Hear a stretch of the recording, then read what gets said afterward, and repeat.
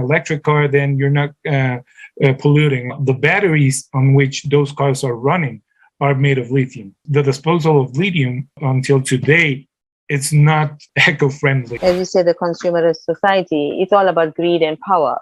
Even though there's new technologies, you don't want to look into that direction. You don't want to invest in it and better the lives of your citizens. You rather have them paying for your lack of knowledge on certain aspects or your greed to control.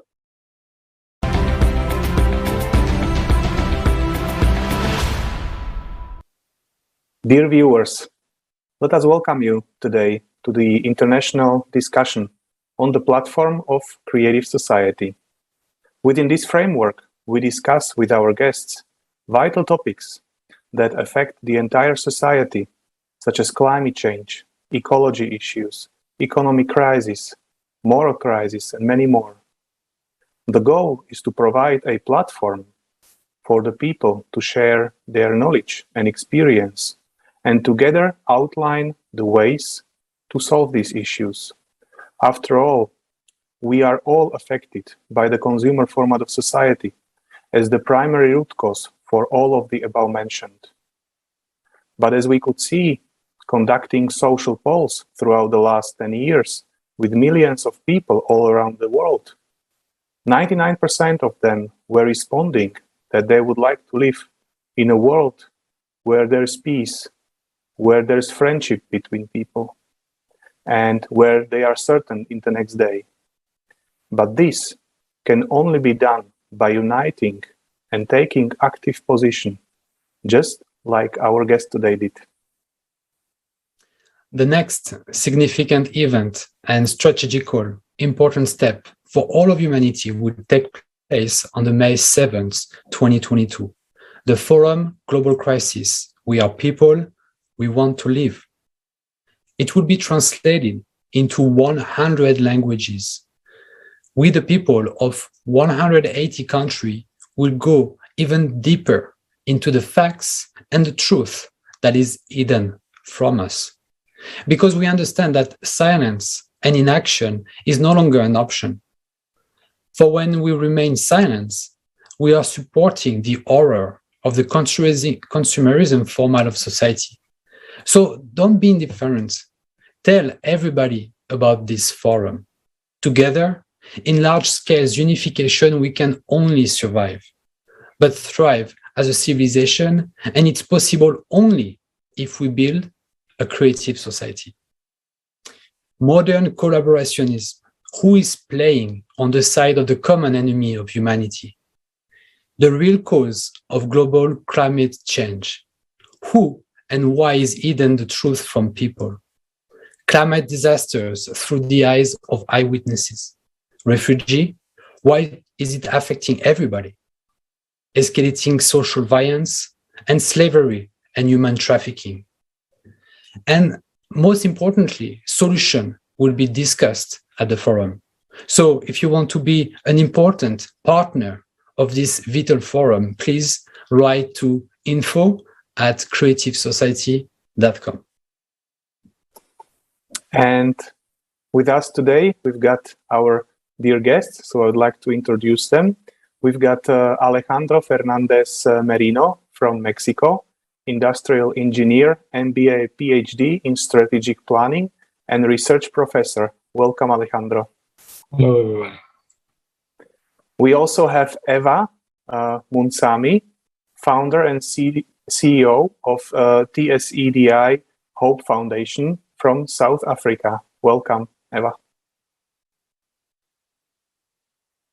And we also have Radovan Dobrovodský, mechanical engineer in automotive industry from Vienna. Welcome. Hello. Great. Welcome, everybody.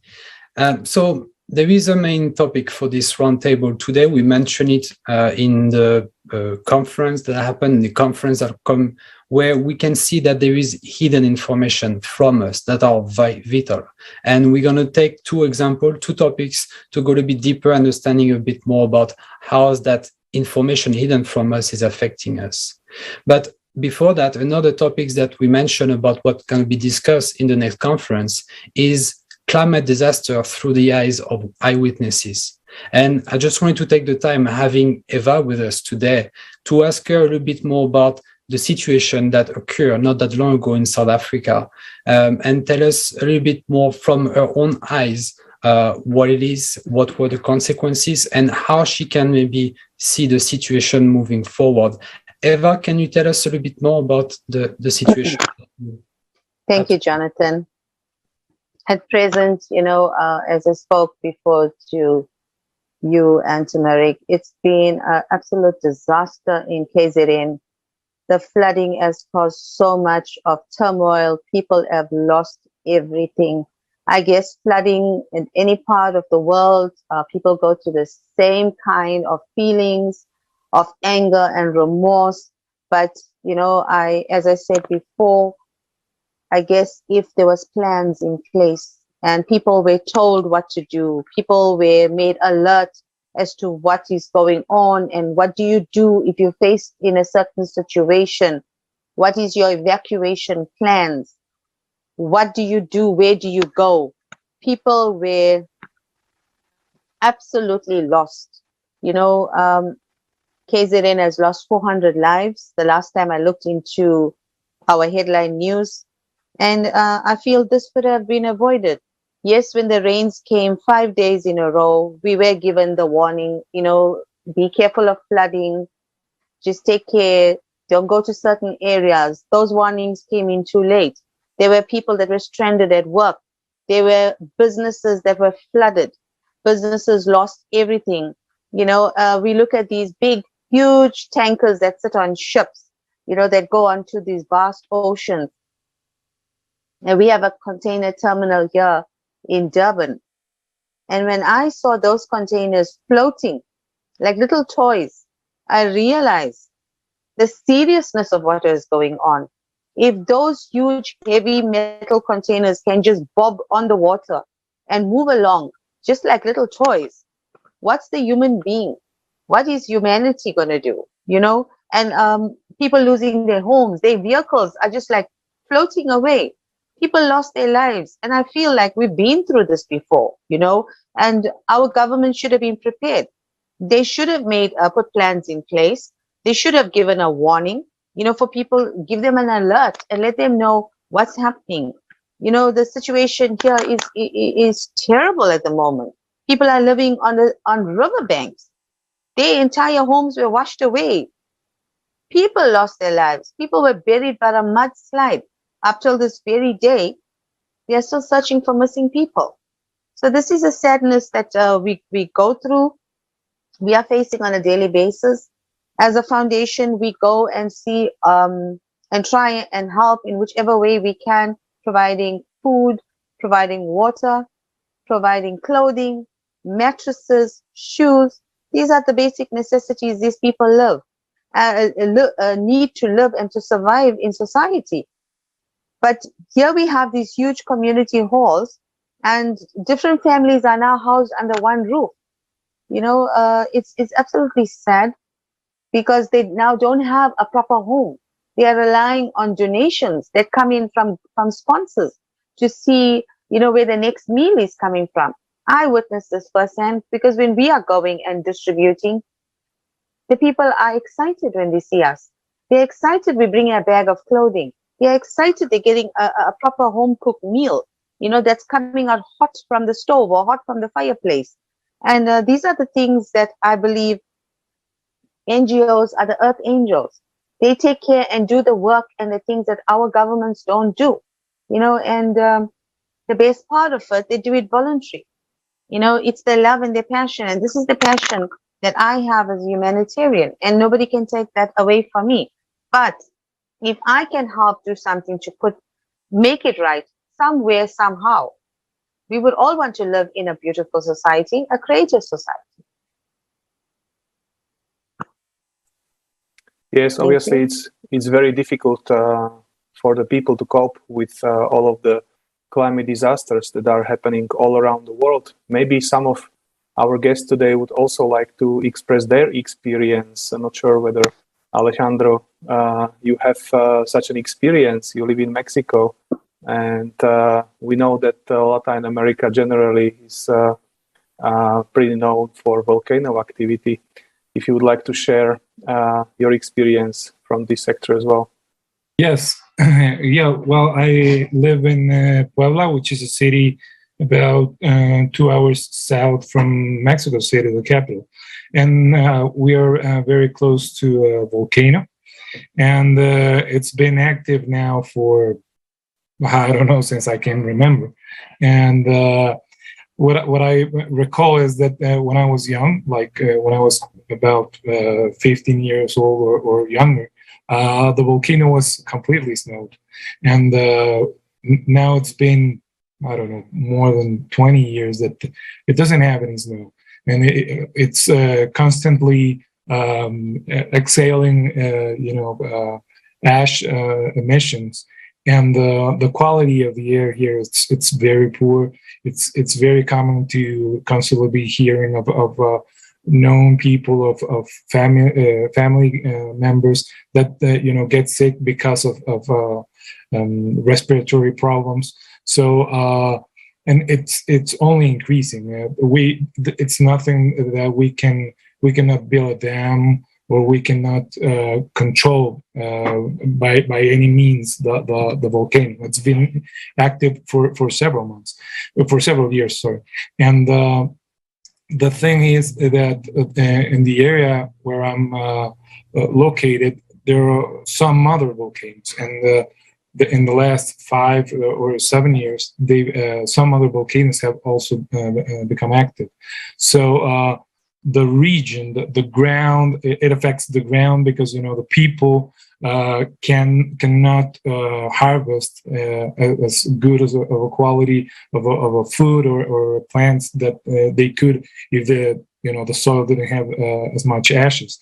And the weather is not helping along because it's has increased, the temperature has increased, and in addition to that, some regional companies have been also dealing or making experiments to reduce what the weather or how the weather affects them. For example, we have very close to here, we have a huge automaker company, and when it rained very heavily, they suffered a little bit of damages in the car.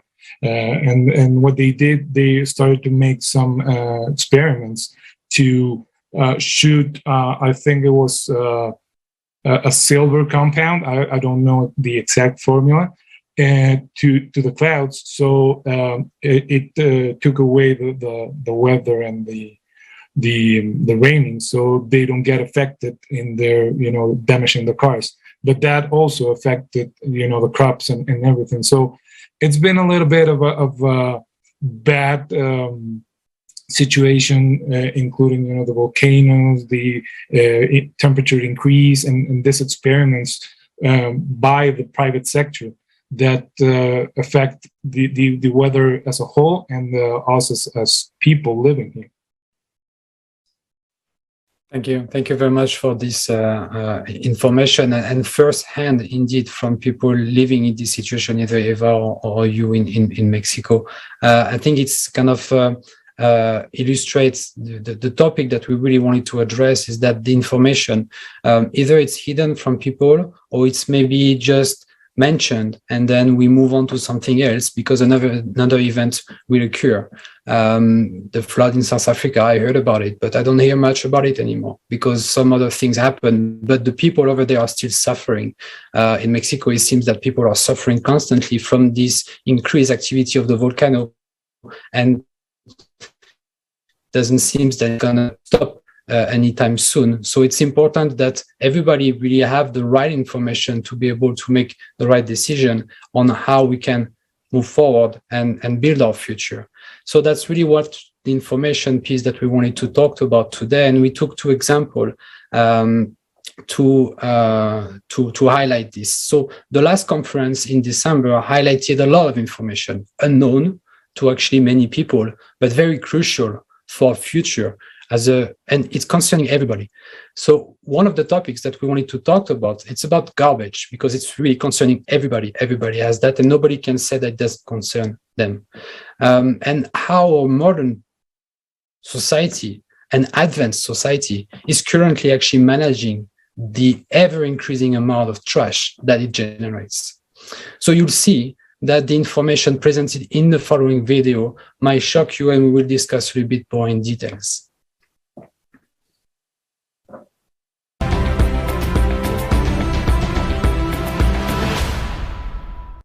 Garbage. Recycling. Does recycling really exist? Every year, we throw out more than 2 billion tons of waste. Most of the waste products, in the form we throw them out, are not biodegradable and cannot be properly recycled. They poison our water, air, food, and our life. India, Ghazipur, a dump that is growing inexorably day by day and is already reaching almost the height of the Taj Mahal. During monsoon seasons, gases build up inside the landfill due to the accumulation of waste. These gases are then released into the air. Mosquitoes breed in accumulated waste and then bite people in the colony, leaving them with diseases like dengue, malaria, and typhoid. Jakarta, the bank of the Citarum River. There are more than 200 textile factories that produce cheap clothes for the whole world. 20,000 tons of waste and 340 tons of wastewater are discharged into the river every day. They pollute the river with lead, aluminum, iron, and manganese. According to the World Bank's report, Water Waste 2.0, plastic, paper and cardboard, metal and glass make up 38% of municipal waste, and only 13.5% of the secondary raw material is actually recycled all over the world, which is a little more than 5% of the total amount of garbage. Despite this, our production and consumption rates are only growing, as well as the landfills around us.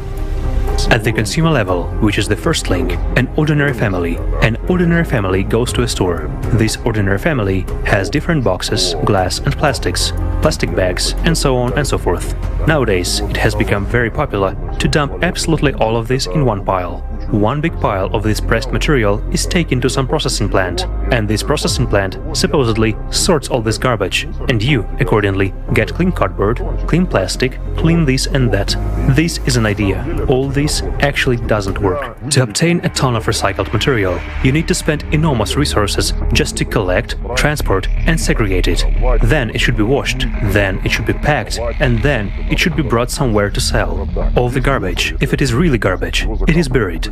No one recycles this garbage. They brag to each other saying that we are absolutely green, that is, we have 100% recycling, we don't have any garbage, and so on and so forth. Usually, they hire a company that takes the garbage out, hire some other additional company that counts the garbage, sorts this garbage out, writes down a percentage rate, and then seemingly sends this data in a report. The next time when a conference is held in some conference room, they say 0% of our garbage is left. But to be honest, this is all done on paper, while in fact it is not so.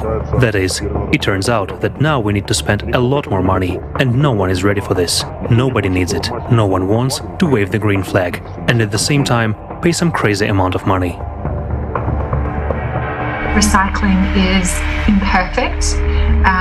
We can do a lot more and we can do a lot better. Most of the recycling we do around the world right now shouldn't actually be called recycling. It should be called downcycling, meaning a drink bottle becomes something completely different. And once it becomes downcycled, it can't be reused again. So the quality of the plastic product is lower. We couldn't really recycle them even if we wanted to. So we have to ask ourselves the question, why are they even being allowed to be created from the outset if they don't have a home or a purpose? And so right now, I would say the scientific consensus or the evidence is that we don't quite know what can and should be done with ocean plastics. There are some things already being done. Ocean plastics are being turned into shoes and swimwear and yoga pants and all kinds of things. But it's pretty doubtful that that's actually the best thing that we should be doing with ocean plastics. This is probably actually just delaying a meaningful solution, and along the way creating a lot more problems than solutions. Let's take PET plastic. Freshly made, it costs around 500 euros per ton. Recycled plastic around 1,000 euros. And recycled ocean plastic is even more expensive. It is not at all profitable for a manufacturer to make the cost of the product twice as high. Moreover, under conditions of fierce competition, his product becomes unprofitable. Plastic recyclers even go so far as to add a greater part of the new plastic to the recycled plastic and sell it under the label recycled. The declared data on waste recycling often differ from the real picture. For example, in Germany, part of the garbage that is considered recycled goes to landfills in third world countries. The situation is similar in Japan. The percentage of recycled plastic also includes that which was simply burned. So what do we consider to be recycled garbage? The one that got into the clouds and became our air and then returned to our food with the rain and water. Garbage is the rotting face of the consumerist format of society. We are killing the planet with it, and what's even more, we are killing ourselves. It is not profitable for us to recycle garbage. We don't benefit from developing technology that would clean up our planet. But is it really us who do not benefit, or the consumerist economy, which we ourselves have placed above human life?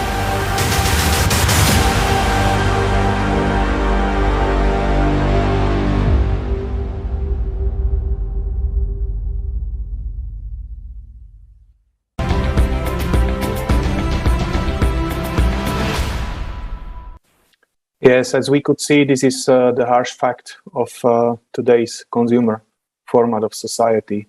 On a conference on December 4th, we have shown a lot more information, a lot more data and statistics on the garbage. For example, that the humanity produced only in 4 months more than 700 million tons of garbage. So this is really an important topic, and barely anyone is really talking about it.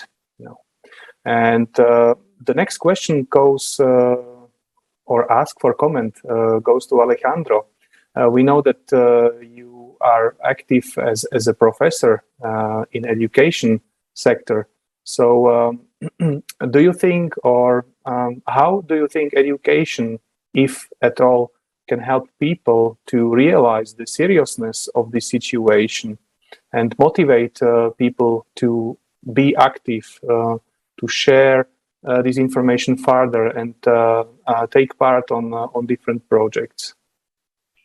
Well, I think the education, it's a very, very important or key issue here, because most of the people, based on the research that I've made and based also on my experience, they don't grasp the whole picture, how it affects all of us. They don't grasp how, if they use some disposable items, some plastic bags, what's that going to happen? Where's that going? They don't see that. So it's very important that we educate them, that we show them videos such as the one that we did, that we just saw, to let them know where's that going, how's that affecting us.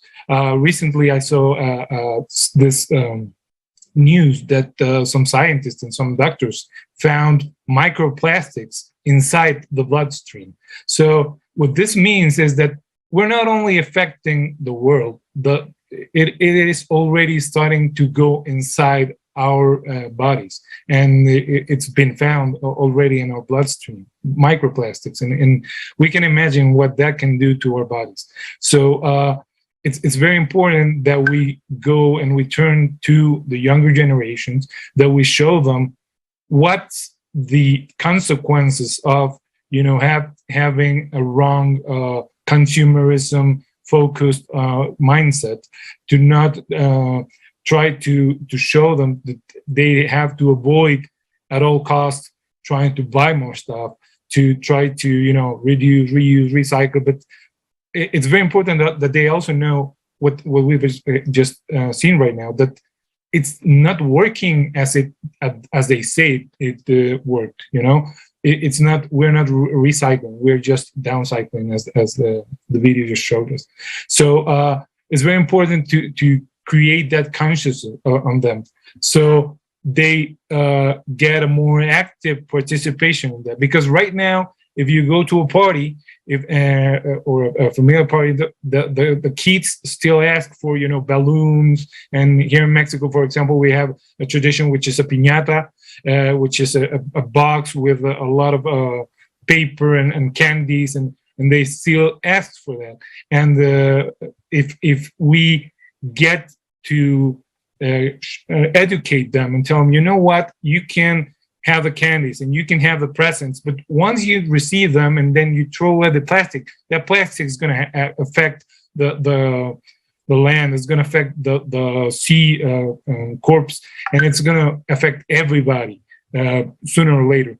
So I cannot emphasize how important it is that we educate ourselves, that we educate and share this information with the closer people that we have, and we try to spread this information to as many people as we can, because there's a lot of people that they don't realize the impact and the damage and how quick this can hit us back. There are many people that through some polls that I've been see through my research, that they still think as global warming and climate change as if it wasn't real, if it was just some agenda that some guys or some people are trying to mention. But it is real and it's affecting everybody. So we must do as much as we can to share this information, to get them educated, to see the impact of them, see how fish die, how birds and animals eat plastics and they get killed, and then we grab some of these animals and we eat them ourselves, and we get poisoned also. So it's very important that we do that. Yeah, thank you very much for your comments on this. Indeed, I mean, once again, information is key. Making sure that people are informed is very important. Maybe a subsequent question on that to Radovan. And when we watched this video, for me, there was many information that I was just not aware of it. So what is it that we don't really hear about it from mass media? Or maybe if we go even deeper, why is that information maybe hidden from us on this garbage topic? Well, what I think, I'm sure about that, is that actually what the scientists already say, that it's only downcycling, it's not recycling. Why is that? Because you have this machinery of integrated, already integrated companies. If a company is already integrated, they don't invest too much in new technologies. Why is that? Because new technology, those investments, they are long lasting. It means you don't have refunding of those investments. And nowadays, the consumer society is so aimed that you have to have profit in a day. Yesterday, it was too late to have profit. So that's why that's already, or I would say it's the mentality of big companies, where these ways of searching or this searching for new ways is not adopted, not accepted. That's why they are called slowly developing. And it really, as we now see in consumer society, it has to be from a government set a regulation, then does something a company. That's why in consumer society, for example, we have this technology that is really recycling. It was invented, or it was made in Czech Republic with a private company and Brno Technical University. They are really recycling. They have already installed 5 of these machines in the world, mostly in Africa. But they are desperate for investments. One such installment cost about 90 millions Czech crowns, actually. And that's, if you see, that's not too much. It uses a membrane which separates it.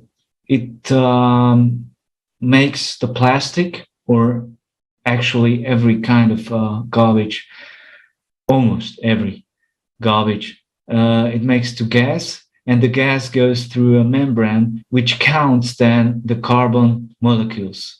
And on behalf of that, then a new raw material is made as oil, which you can reuse it everywhere else, in chemistry, in producing new plastic bottles, and so on. So now you have this infinite reusage of plastic bottles, and this technology is already approved by enormous international societies like TSEDI or ISO and so on, International Standardization Organization. They are all the certificates. They were also in Forbes presented, but they are desperate for investment. And nowadays they are actually making everybody to invest there. So anybody can invest, because nobody wants that. Governments don't actually, either they don't know, as Alejandro already said, because nobody knows, there's no spreading information, nobody is aware. And that's why the technology is not adopted worldwide. Yes, so Thank you. Yes, there are a lot of technologies that have not been adopted, despite they exist, and this is just because it's not profitable for someone. On the conference on December 4th, we, for example, realized about how mafia in Italy is dealing with the garbage, and there was an interview, and this guy said that dealing with garbage is even more profitable than dealing with drugs, and less dangerous for them, So these are the absurdities of the consumer format of society, and seemingly, as Alejandro was saying, that generally the entire picture is missing. What happens then in all of this chain with the garbage and stuff like that? But the point is that they do not actually follow whether it is done the way what happens with the garbage as it's taken out from their homes. So the complexity is really missing. And having you here, Radovan, I know you live in Austria. Do you think that there is this complexity awareness of the people in this topic? They are trying enormous, but you can see also the difference between land, villages. They are separating. They are very aware of that. They are separating. So they are doing their thing. But if you go to a big company in Austria, in Vienna, you don't see the separation of the material in offices, for example, which I was very impressed because I thought here in Austria they're all aware of that. But Marek, as you said, the endpoint is missing. So nobody cares. He's done his work. He's separated the garbage. But then nobody asks where the garbage is gone, where it ends, what happens to it. Because I already shared the videos and the plastics and shared also the technology, as I'm working with a lot of engineers surrounding me. So they didn't knew that. So the awareness is not as high in Austria as I thought before. Yeah, amazing. And I think Alejandro would like to add something to this topic. Yes, in addition to that, and it's also mentioned in the video, is that one very important key component here is the focus that everybody puts in this situation. Because if you go to the schools any year, but mainly in the advanced degrees or years, the main focus is always profit. It's always getting richer. It's always acquiring the most amount of wealth and money. And that's a very important part of the problem, because as the video showed, is right now recycling is not profitable. So if a person, for example, and what Radovan was mentioning is that if a person right now has some money and wants to invest in something, it's going to prefer something that returns more money to it, not something that helps the climate or helps the earth somehow. So because that's something that's been drilled down in our minds since we are young. You have to be you have to have success in life, and what that success means usually in most of the countries and in most of the education systems is you have to generate as much wealth as you can. You have to amass the most money that you can.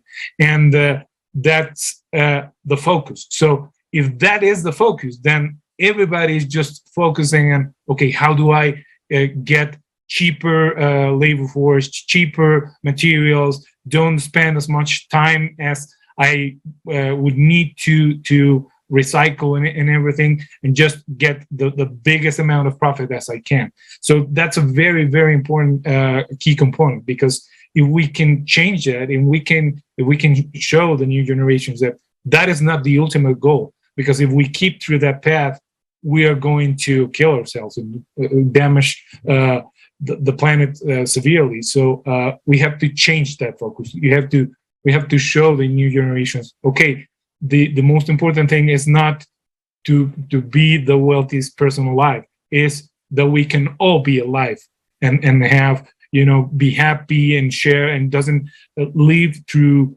things such as whatever was mentioned, So it's very important that we... maybe, Eva, do you have anything on the topic of the garbage and globally on the awareness of people, maybe, and how important it is for them to be aware with the reality of the situation?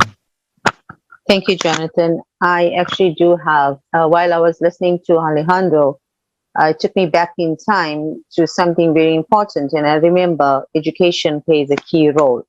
As you said, we got to speak it forward. We got to teach it to the new generation. I remember growing up in school, we were always taught never to litter. That's number one.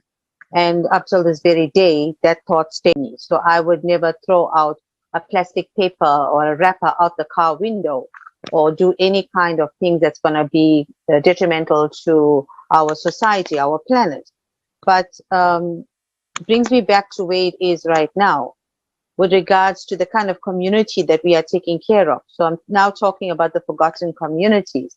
These are communities that do not have these services readily available to them. So when we go and do our feeding programs, we find we're passing huge garbage piles, and they just build up and build up. Then you get rodents that are coming in there, and thereby they are now affecting their health. So it's one thing that leads to the next. Yes, we do recycling in South Africa. We do get these huge, massive containers placed in strategic points where you can dump your plastic, your paper, and you split them up with your glass bottles. And everything is about a business. Everybody wants to make a quick buck. So you find some people will adhere to those rules, will take the glass bottles to those containers. And then there are some that won't. Some will just throw it out the car window. Some will throw it out their home. Because where are they going to put it? They don't have the municipal bins to take the dirt and put it there. So then you find all this is accumulating. And then also, another thought came to mind, which is the biggest contributor to most of the garbage accumulating throughout the world is diapers.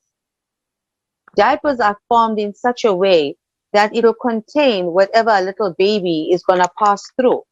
And it forms this gel-like substance. So with regards to that, these things end up also in our rivers, in our streams, and our oceans. And it now affects our sea life, which at the same time, as Alejandro said, we live off the sea. And whatever we are eating from there, whatever goes into the sea, into the fish, and we are eating it, is going to affect our health. So there's a lot of things. I think it starts with the education part. I think more or less, I'm talking on behalf of our country. I know the education system is very changed. There's a lot of things they used to do when we were schooling, like centuries ago. They don't do them anymore. They don't teach these vital, basic things anymore. So I think, going back down to the square root number one, saying, start with the littering. Don't do this. Show the video like what we just saw. It's a big eye opener. It shows you that we are destroying our very own planet. And as humanity, if we can all work together and come together to make a difference, to say, look, there's people here. Yes, those that are living in a good formed society, they have municipal vehicles that come along and collect the garbage and do whatever. But let's just help those that are living in rural areas that don't have these services. So let's educate them as well and tell them, look, this is a container, this is capture for your glass bottles, this is capture for your paper, and this is capture for your plastic. We are going to make a difference. We're going to say to those that are throwing away diapers that think you throw it in the river, it's not helping. That diaper swells up and it's causing more of a problem than, than a solution, because you got rid of it from your home, but where does it go? So the landfill sites, we do have them here in South Africa as well. We also have people that go around collecting tin cans. They try to earn an honest living by selling it to manufacturers, where they take them by weight and pay them something for their services and time of collecting them. That, in a sense, if we do this on a regular basis and divide what we have, we can create employment, because at the present moment, unemployment rate in South Africa is very, very bad. So there is ways. Education plays a basic part, I believe, where we can help our society, we can help humanity. Thank you. Thank you, Eva. Yes, this is indeed so, and I think this is the issue that can be seen globally all over the world. And indeed, awareness and education is a very important factor, but what I would like to add that we should be educating what is the root cause for all of this issue. And the root cause is the current consumer format of society, where money and profit is on the first place, and human life, and ecology is somewhere at the very bottom. As we've heard from our speakers, from investors' standpoint of view, up to the small kid collecting the cans to earn for living, everything is circled around money. And unless we get rid of the consumerism, then there is no outcome of this, And I would like to move on now. And the next topic that is also not really interesting from the, let's say, profitability point of view is the way how we generate energy. And in particular, I'm talking about free energy. So let's watch a short introduction video.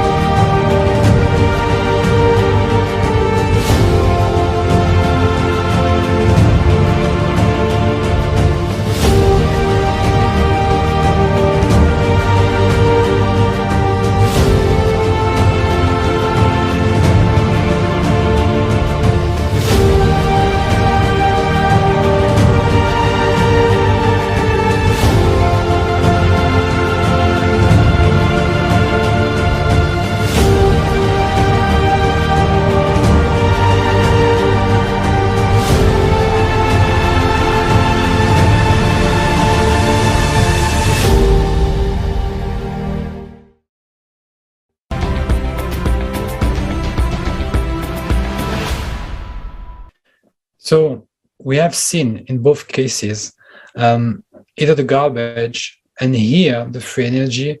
Why is no one is really talking about it? Once again, we're going back to this idea of why is this information is not widely spread. But the answer is because in consumer society, there is hidden information since it's not profitable. So Radovan, could you tell us more about this kind of paradox and how do you see the situation changing for the best in the future? Yes, thank you. This is a topic that I already mentioned that normally companies wouldn't take this order to make such production for windmills, for example, or solar panels, if it wasn't from higher authorities. We saw it before that really the companies didn't want it to implement it. But then there was this policy about footprint, green footprint, or CO2 footprint. So it was developed and made. But what we have now is a kind of absurdity loop, which says that if I, for example, the steel plants or a company like ArcelorMittal has already in 2019 said, if we want to adopt a new technology, this will be for reducing CO2. This will be costly. We have to develop a new technology, and which will separate then the iron oxide and reduce the CO2 output, and it will make the steel 20 to 30% expensive, more expensive. And windmills are made mostly from steel and concrete. So we have this new green technology, which is also not reliable. So we have now a really interesting loop, which for that to be more green, we have to adopt technology which will make the energy focus or the energy output or the green energy to build up more expensive, and everything will be expensive. Who will pay that? As companies are, as we already heard, they are focused on quick profit. The taxes are already rising for normal people. The steel or the electric cars, the chassis is still steel, made of steel. The whole body is from aluminium, which is not as affected as steel, but all the chassis from electro cars are from steel, and they are using the same energy, which is unreliable. So this is very interesting, and when we go further, where investments are missing is also to recycle those windmills, those solar panels, which the technology was not really implemented, and really not, there was no investment at all in this field. So they are also ending up on landfills. You can imagine those cracked windmills which were cracked by a wind. Funny thing. They also end up somewhere in landfills or somewhere put it down to be, I don't know, either reused or not reused, just they will be standing there. And although we have technologies which were showed, for example, safe technologies from South Africa, actually they use high radio frequencies to emit energy. This was already proved. This was already documented, for example, by Foster Gamble in his movie Thrive 2. And they really gone so far that they also adopted this technology into a car. They are already making UAVs, means drones, which can fly then 1,000 miles. So, or we have then this Germany company named Roche, and they are also invented or are adopting, because all the technologies like magnetic generators or these high frequency generator or this kinetic energy, those technologies always there. There only had to be a focus on that to make it work.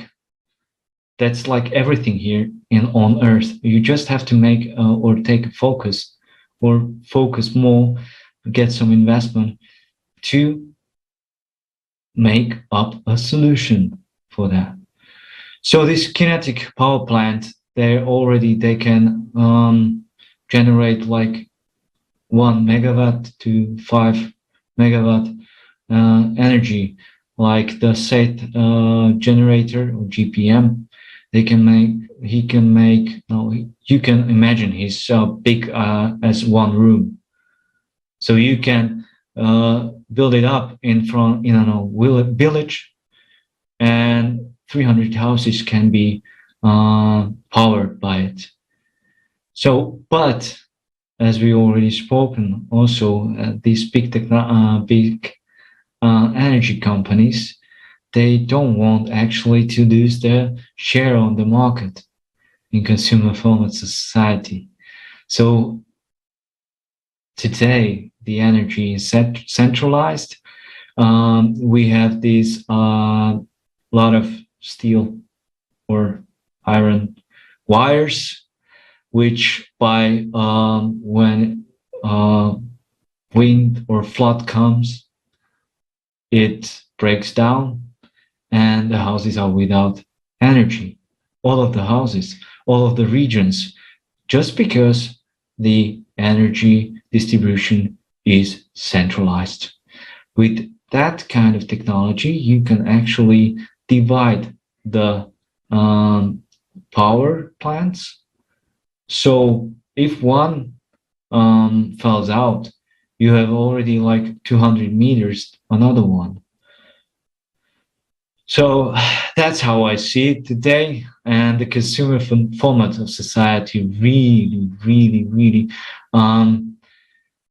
breaks the invention of this kind of technology. He doesn't want to adopt this kind of technology because that's a loss of power. Yes, I think you've named it, loss of power. Alejandro or Eva, anything to add from your side?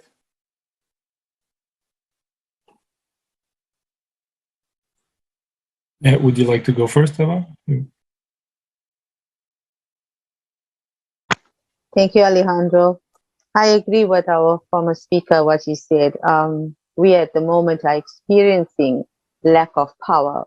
Today I'm here and I was like wondering whether I'm still going to be on for this entire video, because we have a thing called load shedding. And over the years, it's just gone from bad to worse. So looking at the energy part of it, as we say, the consumerist society, it's all about greed and power. Even though there's new technologies, you don't want to look into that direction. You don't want to invest in it and better the lives of your citizens. You rather have them paying for your lack of knowledge on certain aspects or your greed to control. Because with the flooding, we now have water shortages because infrastructure has been damaged. So we do get water cuts now. We also have power cuts, which goes on a regular basis. It affects our working life. It affects things like this online meetings. It affects quality of life, and businesses, and everybody is affected. There are times power or energy just goes off. When a mom is home from work, she cannot go to a stove and cook. Yes, there are some that can afford generators, so life can carry on as normal. Unfortunately, not everybody. So yes, I do agree. This is another major problem we have worldwide. It is happening in my country.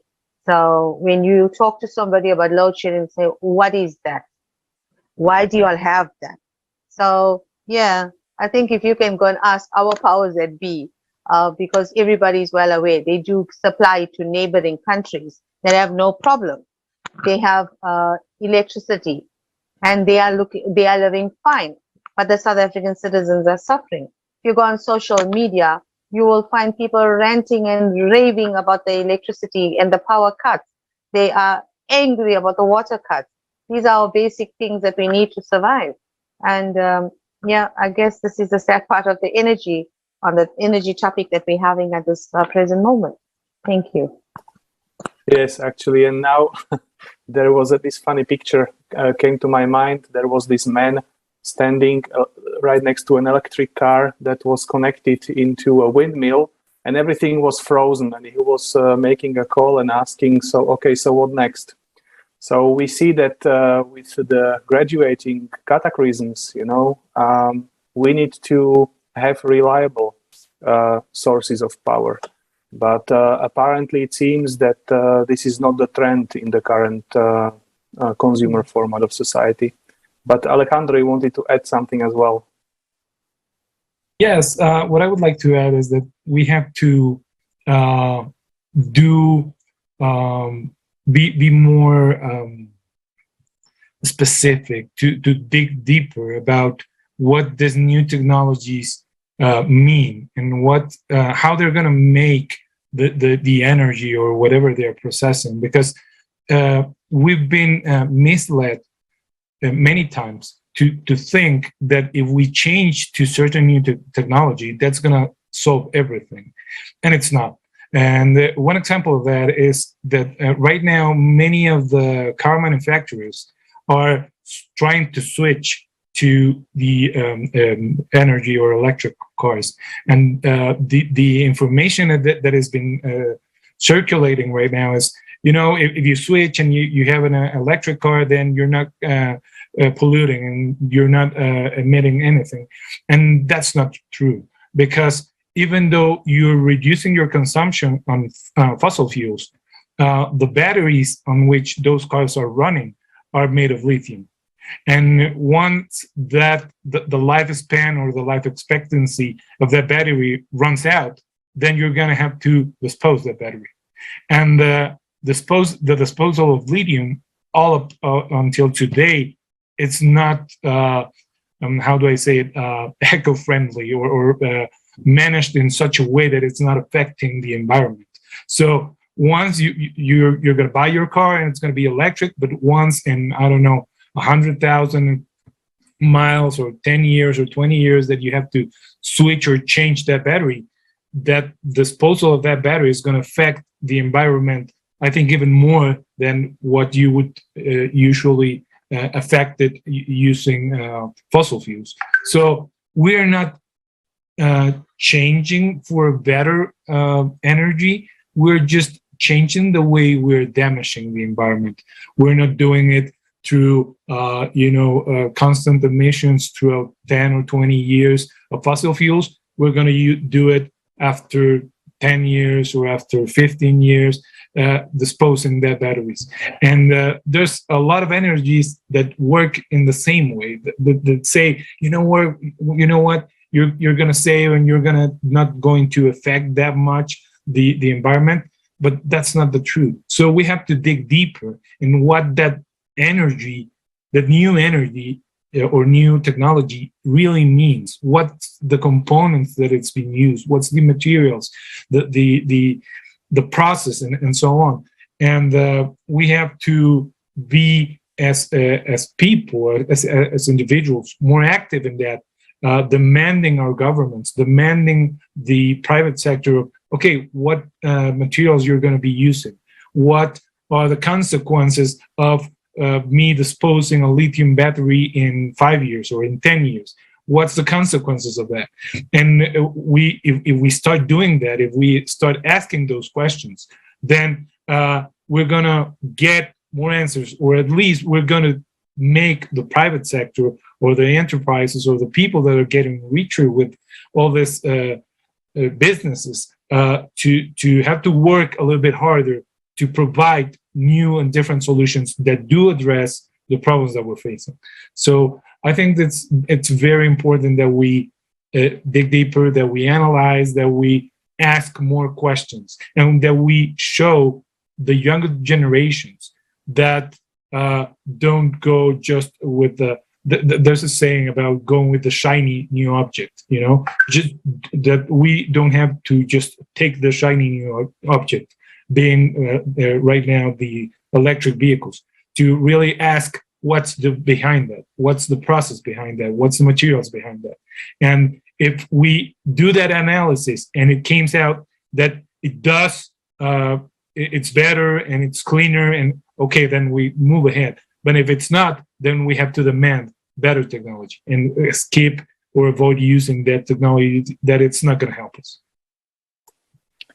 Yes, you really hit a nail that we need to understand, and we need to create this demand. Recently, I've actually seen a video about child labor, how the children in Africa, I think in Congo, they dig for cobalt as part of the batteries that this Chinese company sells to car manufacturers, even including Volkswagen and other renowned car makers. So I fully agree that we need to be aware about the whole process, and we need to take the active position and study.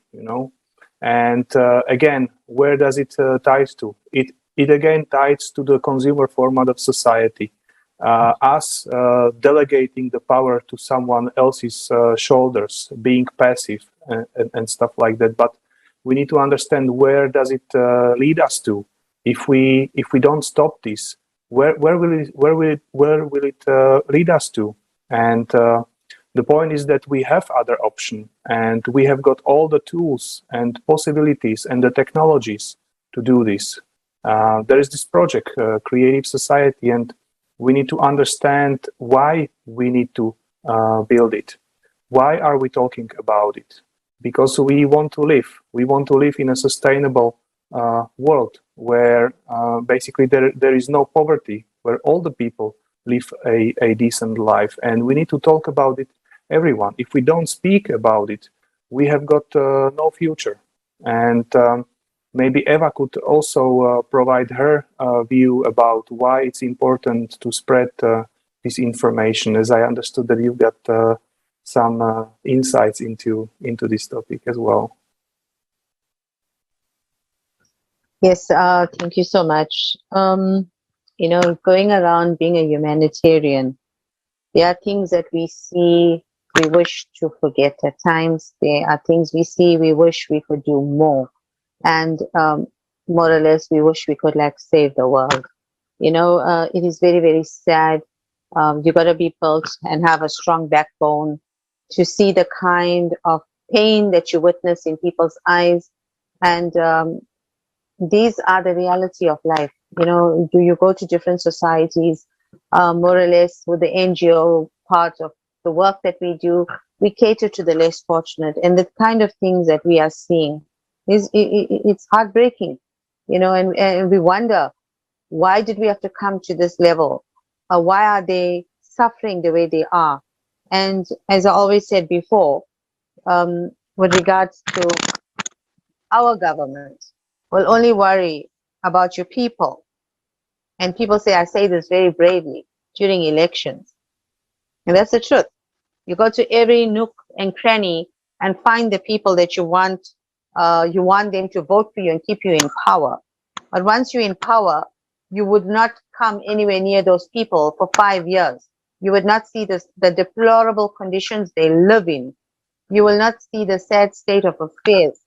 And what hurts or breaks my heart is when I go to a certain district where I do my feeding projects, and I find kids as little as 3 years old and going upwards into toddlers, teenagers, coming with their little bowls, and they're standing there with their 2 hands folded, looking unto us to provide them that meal for the day.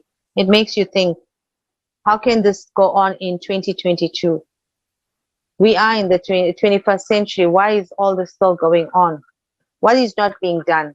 Are the rich just getting richer and the poor just getting poorer? Why are people forgotten? Why are people not given an equal opportunity in life? Why are the unsung heroes not being mentioned? Why are people that have it all, more or less, you say, born with a silver spoon in your mouth? You are the one that's always getting the recognition. You're getting awards and stuff.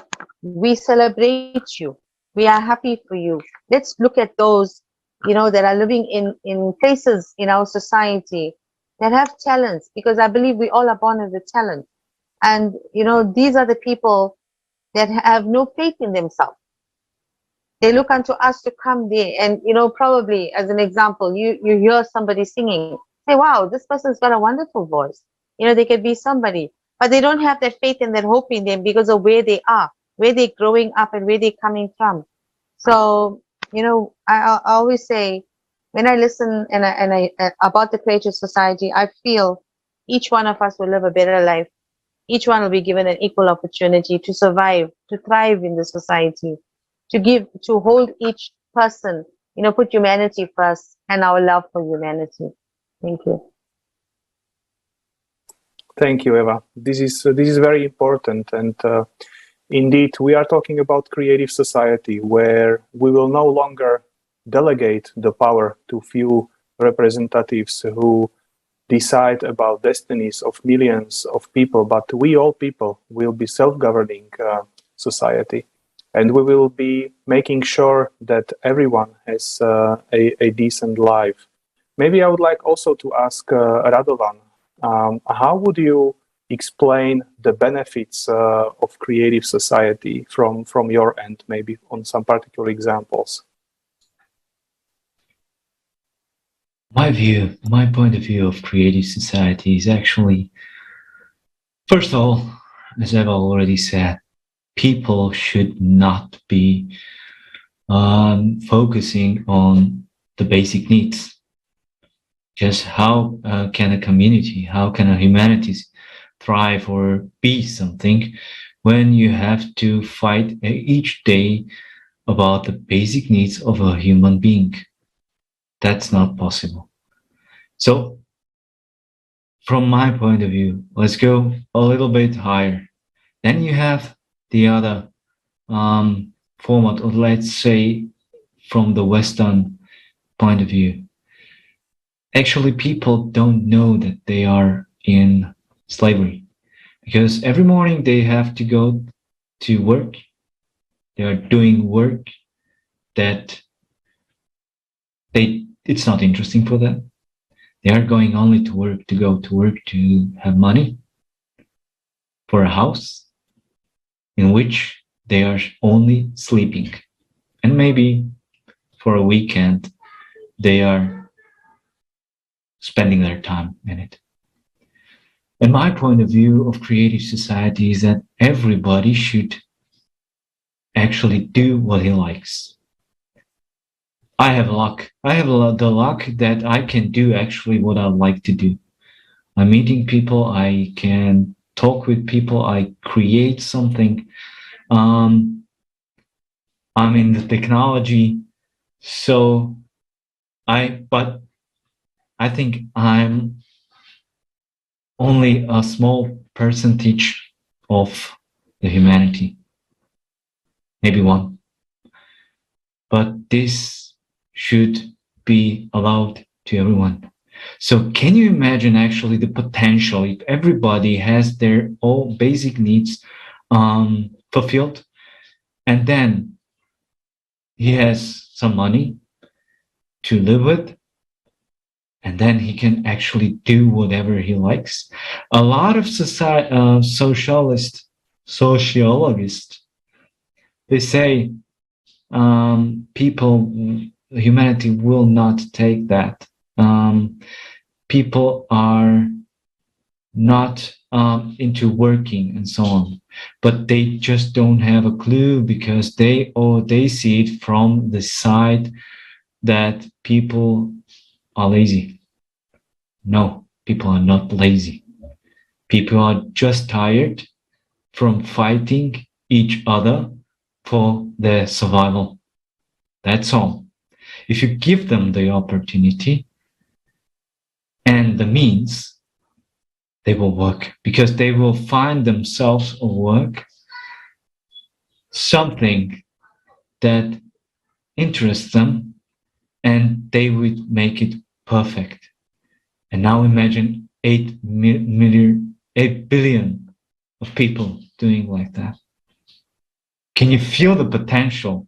Can you feel what we can achieve as a humanity, as one civilization, and how fast actually?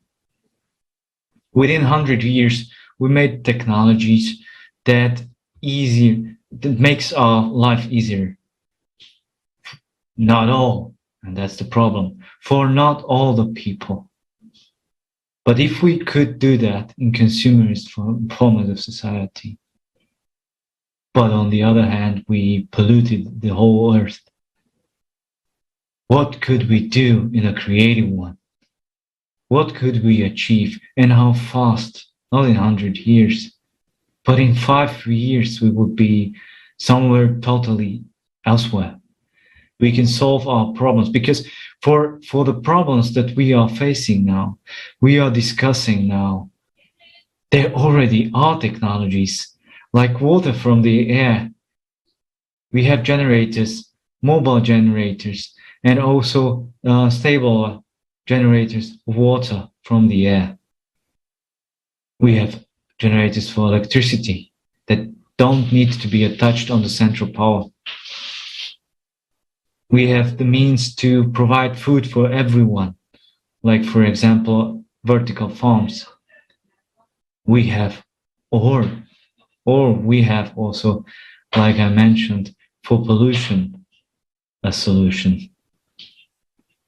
But in this consumer formative society, we just can't implement it in a wide scale. So that's my point of view. What could be changed, and actually how fast would it be changed in creative society? Thank you. Thank you for the question. Thank you very much, and thank you for your answer. And I like the way you finish on health. I think there is a very important question. We raised it already. It's how information can be spread about anything for people to be aware, and how are the simple steps that we can put in place to spread that information. And in the case of now, the discussion is about the creative society. So maybe Alejandro, can you tell us, regarding the creative society, what are the simple steps that we could take to be able to spread that information about what is the creative society, what are the benefits of the creative society for all of humanity, to make sure that we can put in place as soon as possible?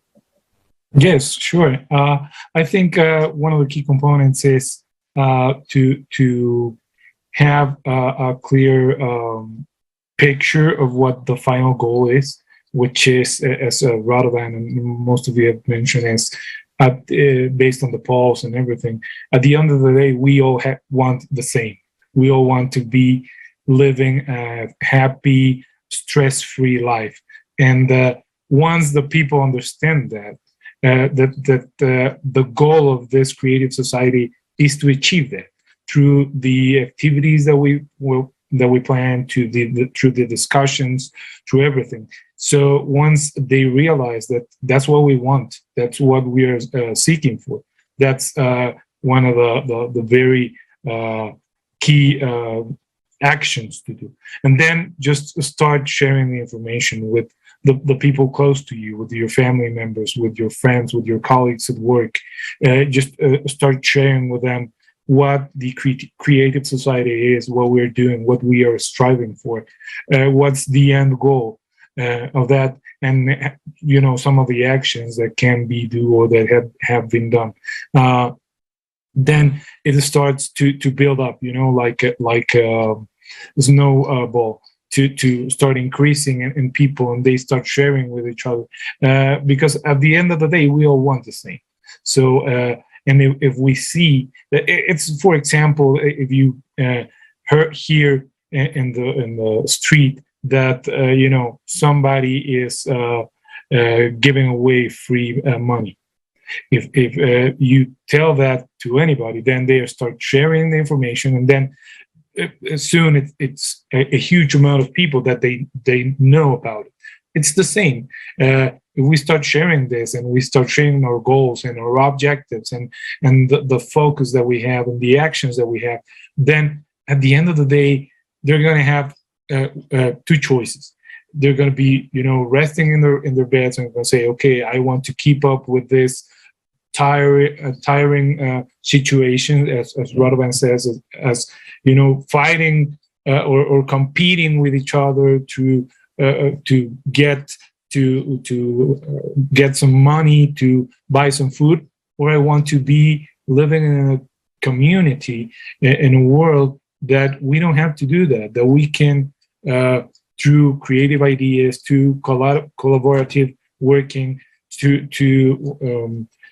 by reducing the consumerism, be working together, helping ourselves, and not be needing to stress that much, to live the way we all want to live.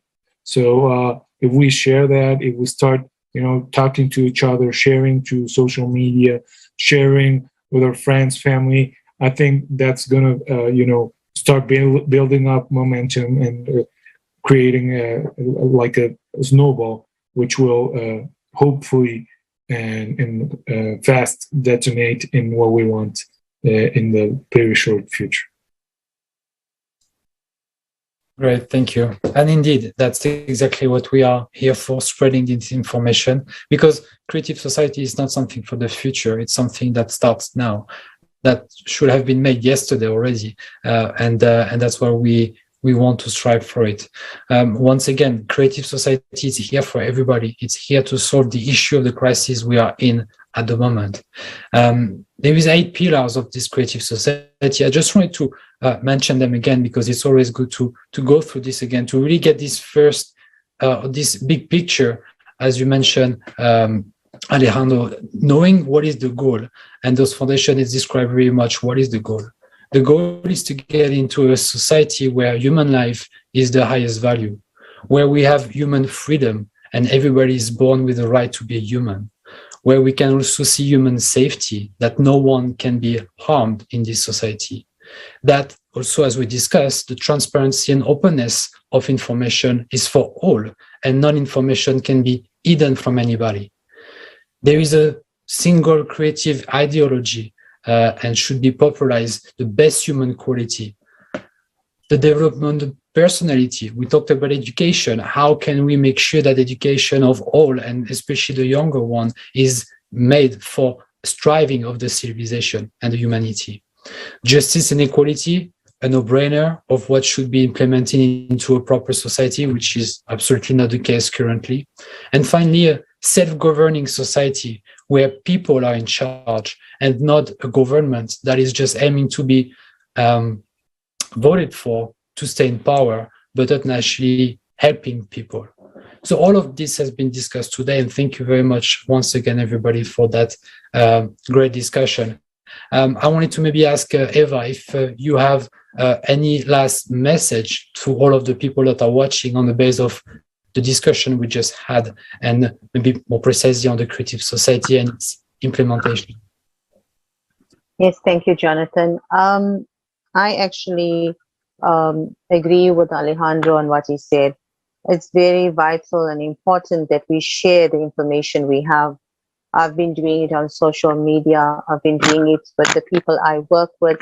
It is like a dream that people listen to. And when they hear about it, they wonder, like, can this really happen? Is it a reality? So word of mouth, we need to spread the news as well. Also, last year, I've been studying towards my human rights advocacy and also to become a gender-based violence instructor. I spoke a lot about the creative society because we had people from all over the world in that one cohort.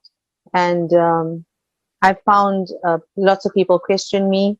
I've made friends throughout the world, and they ask me, what is this creative society you keep mentioning and you're talking about? And they all went into my assignments, and it gave me great pleasure to say, wouldn't we want to live in this kind of society. And I think word of mouth, spreading it out, trying to see and form this wonderful humanitarian group that's going to take care of each person, giving them an equal opportunity in the society to see that nobody is left behind, that each one will take care of another one. And I guess that's what we all want. We would not be hearing of nations starving. We will not be hearing of all the social ills that go on, because at the present moment, I say, we do have our governments, we do have our justice system, but why are they failing us? So when you think about everything put into perspective, you realize it's failing throughout the world. So we do need a new structure to come into place. We do need to put humanity first. We do need to be happy once again. At the end of the day, when you ask anybody what they want, we all want peace. So this is the creative society we want to live for. Thank you. Yes, thank you. And maybe also like to give the opportunity to Radovan and Alejandro for some last words to our viewers. Maybe let's start with Radovan. Yes, I would like the viewers to take into consideration which power hides beneath the words. Because the only thing that stands between us and the creative society are our words and our mindset. As already Alejandro said, that we are too focused on money and power. And that is something that prevents us to live, really live. Thank you. Thank you. Radovan, Alejandro? Yes, thank you. What I would like to finish with is that I think that the creative society and what it strives for and the principles and their actions are a beautiful idea that we can make a reality right now, today. And that if we keep sharing and keep acting and keep going, that we can be this generation to end all the problems that the human race is facing. We can end poverty, we can end war, we can end hunger, difference between genders and everything, pollution. We can end all of that, and we can be that generation. We can be those people that we could turn in a couple years or in some years and turn back and say, we did that, we fixed it for us and for the future generation, for our children. And now we live in the world that we can. And that depends solely on us, on the actions that we do, that we take, and the path that we take based on our decisions. So we can do this. I believe we can. We can and we will, because creative society is absolutely feasible and realistic projects with 3 clear steps of implementation that you can find also on our website, creativesociety.com. Thank you, Alejandro, very much. And dear viewers, if you would like to know more about what we have discussed, how we could effectively clean our planet, how we can implement free energy, in that case, please don't miss the upcoming Global Forum that will be held on May 7th. Please save the date. The Global Forum, we are people, we want to live. And this is prepared purely on voluntarily basis by indifferent people who know that we need to take the active position. This Global Forum will be streamed live on tens of thousands of channels and will be simultaneously interpreted into 100 world languages. So please save the date and feel free to join. Thank you. Thank you all, dear guests, for participating into this roundtable. And dear viewers, right now it's the right time for stop to stop being silenced, as our guests just been today. Take this responsibility and become a true hero to stand in with creative society and all of humanity. Share this information with everybody you know. And share vital information about the upcoming forum, as Marek just mentioned, Global Crisis. We are people, we want to live. Also, if you want to be an informational partner, you can write to info@creativesociety.com. Now, you can take easy, but the most important action by spreading this information in all of social media, all platforms, you know. This information saves people's lives. Let's make this forum stream everywhere. Thank you, and see you at the next international discussion. Thank you very much. Thank you all. Bye.